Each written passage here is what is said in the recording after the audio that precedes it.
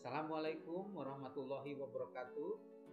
Para mahasiswa Universitas Nusa Putra, hari ini kita akan belajar tentang bahasa Indonesia dan budaya dengan tema parafrase dan menulis ringkasan. Hal yang paling penting di dalam keseharian saudara yaitu menulis, ya.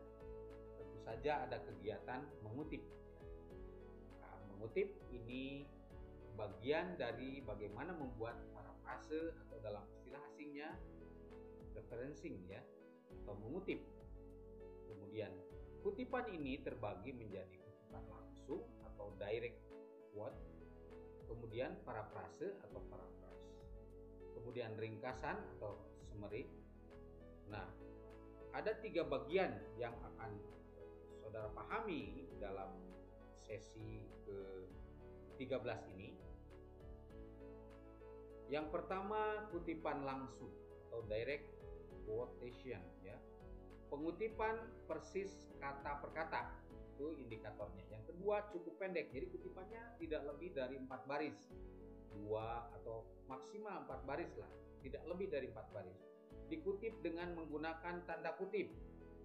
Kemudian menyebutkan sumber asli, ya, nama belakang pengarang, misalnya Anton Sjombing, maka yang ditulis Sjombing saja, ya, tahunnya, disertai dengan informasi mengenai halaman buku dan artikel, ya, atau nomor paragraf di dalam web. Ini yang disebut dengan kutipan langsung. Selanjutnya, parafrase atau paraphrase yang dalam istilah asingnya. Kemudian di dalam parafrase ini, saudara tidaklah mengutip sama persis dengan apa yang tadi disampaikan di dalam kutipan langsung, tetapi mengubah kalimat penulis lain dengan kata-kata sendiri. Jadi mengambil intisari kemudian diungkapkan dengan kata-kata saudara sendiri. Dan ini yang lebih dianjurkan dalam rangka menghindari plagiarisme. Kemudian yang kedua, indikator yang kedua itu atau menjadi prasyarat di dalam parafrase ini mengubah atau pengubahan kalimat atau frasa tidak mengubah maknanya. Jadi mengubah kalimat, mengubah frasa atau klausa tidak mengubah makna yang terkandung di dalam tulisan yang dibuat parafrasanya.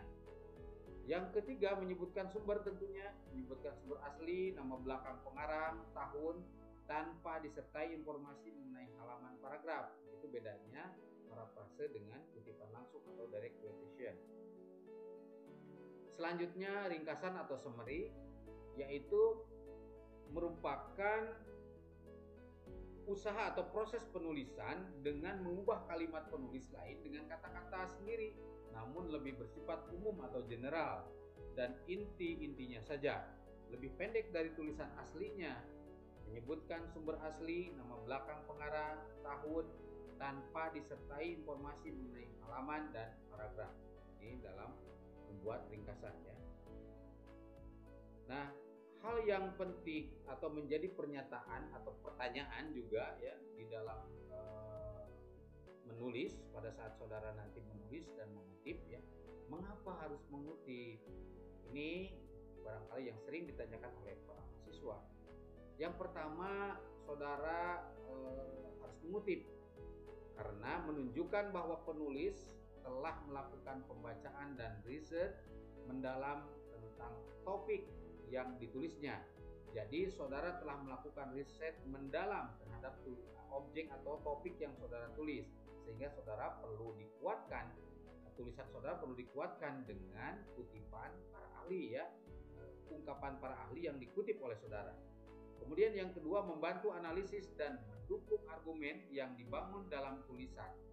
Nah, argumen ini bisa pro, bisa kontra, tetapi intinya kutipan tersebut merupakan analisis dan dukungan terhadap argumentasi tulisan saudara.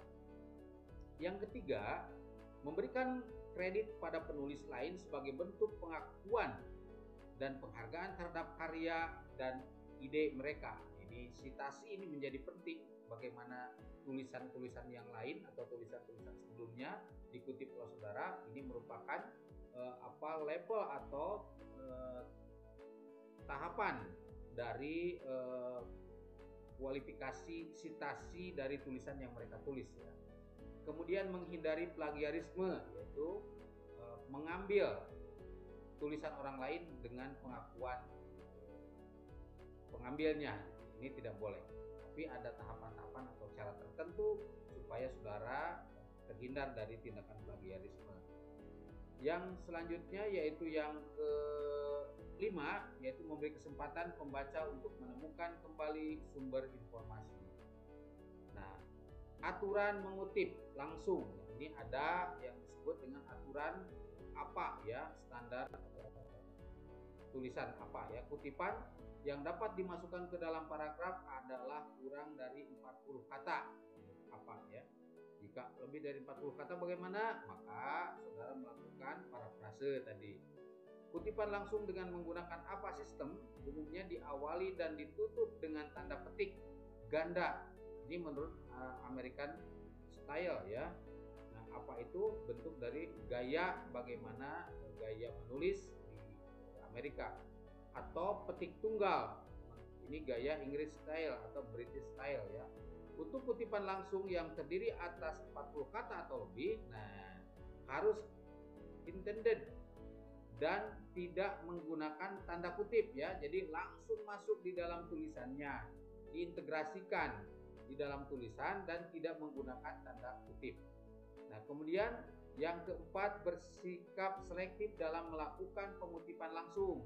Ini harus selektif ya. Tadi ada kriterianya kurang dari 4 baris ya. Kemudian penggunaan kutipan langsung dalam sebuah tulisan tidak boleh terlalu banyak. Jadi diintegrasikan dalam tulisan saudara, dalam kata-kata saudara langsung masuk ke kutipan ya. Kemudian yang selanjutnya yaitu yang keenam, jika menggunakan referensi software selalu lakukan check and recheck. Sertakan nomor halaman atau paragraf setelah kutipan. Nah, kemudian pastikan menyertakan daftar referensi. Nah, nanti juga di dalam bibliografinya. Jadi ketika saudara mau melakukan ini sebagai bahan referensinya, kemudian kutipan, nah ada bibliografinya juga, ada referensi, ada bibliografinya. Barangkali itu yang bisa Bapak sampaikan. Nah, ini yang terakhir ya di slide sesi ke-13 ini, yaitu kriteria mengutip langsung itu definisi atau bagian dari sebuah definisi, teori hukum, regulasi, dan prinsip tertentu, kemudian istilah dan kalimat yang sangat spesifik dan sulit untuk dicari padanannya, kemudian pernyataan yang dianggap efektif, kuat, atau kontroversial. Ini menurut yang dikutip dari Monash University, bukunya terbit 2015, halaman 3 ya. Itu menyertakan sumber. Barangkali itu yang bisa Bapak sampaikan di sesi ke-13 ini. Wassalamualaikum warahmatullahi wabarakatuh.